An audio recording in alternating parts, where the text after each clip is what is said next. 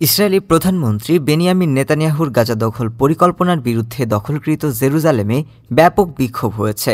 বিক্ষুব্ধরা নেতানিয়াহুর বাড়ির সামনে আগুন জ্বালিয়ে প্রতিবাদ জানায় এবং একটি গাড়িও ভাঙচুর করে। প্রতিবাদ চলাকালীন সময় পুলিশ ও বিক্ষোভকারীদের মধ্যে তীব্র সংঘর্ষের ঘটনা ঘটে। নেসেট ভবনের সামনে লোক জমায়েত হয় এবং কিছু সময়ের জন্য রেললাইনও অবরোধ করা হয়। এরপর পুলিশ সেখানে জলকামান ব্যবহার করে অবরোধকারীদের সরিয়ে দেয়। বিক্ষোভকারীদের অভিযোগ, নেতানিয়াহু রাজনৈতিক স্বার্থে চুক্তি না করে গাজার উপর হামলা জোরদার করছেন, যার ফলে হামাসের কাছে আটক ৪৮ জন ইসরায়েলির জীবনের নিরাপত্তা ঝুঁকির মুখে পড়বে। তারা বিশ্বাস করেন এ ধরনের পদক্ষেপ সন্ত্রাসবাদকে দীর্ঘায়িত করবে। ডেস্ক রিপোর্ট, আজ বার্তা।